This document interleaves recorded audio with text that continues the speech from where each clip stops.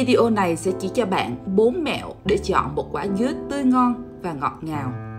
1. Để ý màu sắc.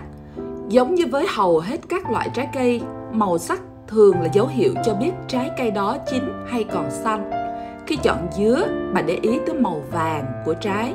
Trái có màu vàng là trái đủ chín và ngon nhất. Một số bạn có xu hướng chọn những quả dứa hơi xanh vì họ nghĩ là muốn để dành lâu. Họ nghĩ rằng mang về và để vào tủ lạnh một thời gian thì sẽ chín ngọt.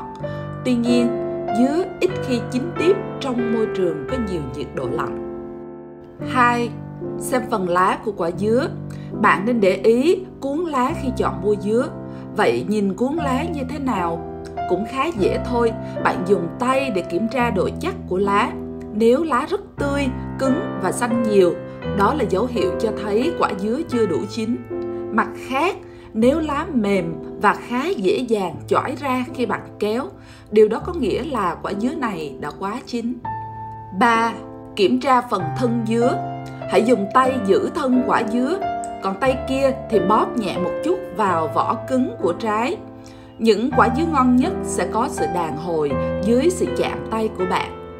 Nếu dứa mềm quá sẽ cho thấy là trái dứa đó đã chín và chảy nước.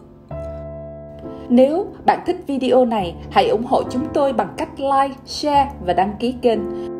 4. Ngửi phần đáy dưới của quả dứa. Tôi biết là nghe hơi kỳ lạ và có vẻ khó thực hiện, nhưng đây là cách tốt nhất để bạn chọn một quả dứa ngon nhất. Tất cả những quả dứa tươi ngon sẽ tỏa mùi thơm dịu ở phần cuống. Vậy nên bạn cần ngửi mùi thơm để kiểm tra độ ngon của trái cây này. Bạn đã từng biết cách lựa một trái dứa như thế này trước đây chưa? Bạn có biết rằng dứa còn trị đau khớp gối rất tốt?